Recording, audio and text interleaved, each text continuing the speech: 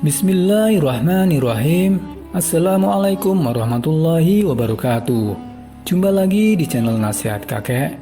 Kali ini, Nasihat Kakek kembali menjumpai Anda dengan membawakan satu kisah pilihan. Kisah Habib Munzir mencium tangan preman Tanjung Priuk. Ini yang terjadi selanjutnya. Seorang preman yang amat brutal di bilangan Priuk, Jakarta Utara. Merampok, berjudi, minum arak, dan tindakan maksiat lainnya bisa dikatakan sudah menjadi kebiasaan orang tersebut. Sampai-sampai masyarakat sekitar merasa takut ketika berpapasan apalagi berhadapan dengan sosoknya.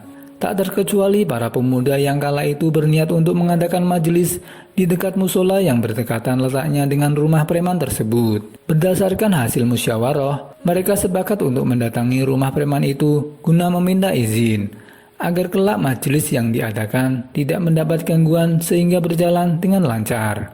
Sebab tak ada yang berani, maka majulah Habib Munzir sebagai perwakilan dari panitia. Dengan santun, senyum tulus, dan ketundukan wajah serta perilaku, beliau mengetuk pintu dan mengucap salam dengan lembut. Alih-alih mendapatkan jawaban, tuan preman hanya diam, sama sekali tak menanggapi.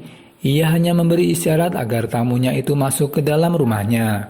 Sebelum masuk, Habib yang wafat beberapa tahun lalu ini mengulurkan tangannya, mengajak bersalaman tatkala preman itu balik mengulurkan tangannya. Kemudian mereka berjabatan, sang Habib pun mencium tangan preman itu. Betapa dinginnya tangan sang preman kala itu. Melihat apa yang dilakukan oleh sang Habib, ia merasa kebingungan sekaligus takjub. Ia merasa sangat dihormati dan dihargai ketika hampir seluruh masyarakat di wilayah itu, bahkan keluarganya, tak ada satupun yang mendekati apalagi bersalaman dan mencium tangannya. Selepas Habib menyampaikan maksudnya, keduanya terdiam. Preman yang garang itu justru tertunduk sepenuh syahdu.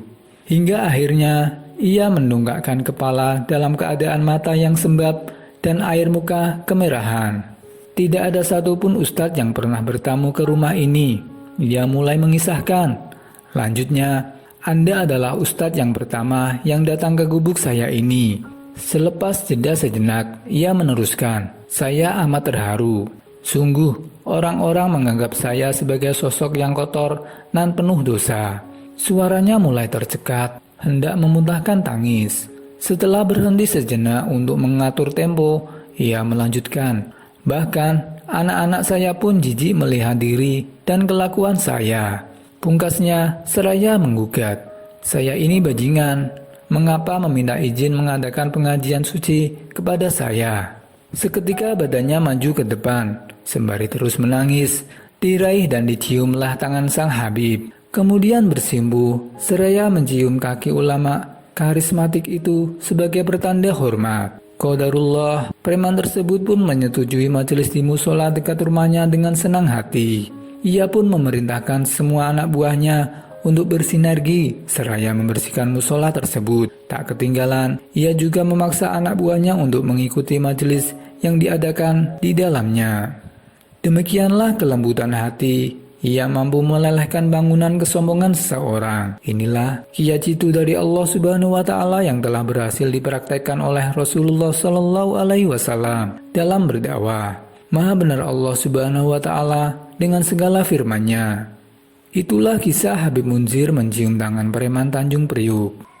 Sekian kisah yang dapat channel Nasihat Kakek sampaikan. Semoga bisa bermanfaat bagi kita semua. Wassalamualaikum warahmatullahi wabarakatuh.